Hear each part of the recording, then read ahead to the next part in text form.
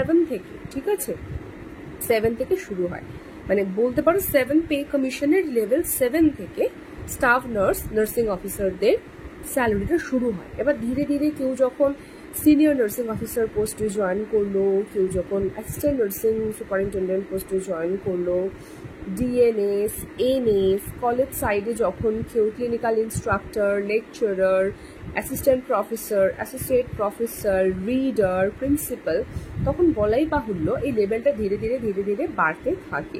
মানে 7 থেকে 8 হবে, 9 হবে, 10 হবে, 11 হবে। তো যেমন ধরো আমি এমসের নার্সিং কলেজগুলোর কথা বলছি, ওখানে ক্লিনিক্যাল ইনস্ট্রাক্টরদের যে লেভেল সেটা কিন্তু বেসিক লেভেলটাই হচ্ছে 10, মানে ওদের 10 থেকে শুরু হচ্ছে। মানে আমি যেমন হসপিটালে আছি বলে আমার লেভেলটা শুরু হয়েছে 7 বা 7 দিয়ে, কলেজের ক্ষেত্রে কিন্তু ওটা শুরু হবে, সেন্ট্রাল গভর্নমেন্টের ক্ষেত্রে বলছি, এটা কিন্তু শুরু হবে লেভেল 10 দিয়ে।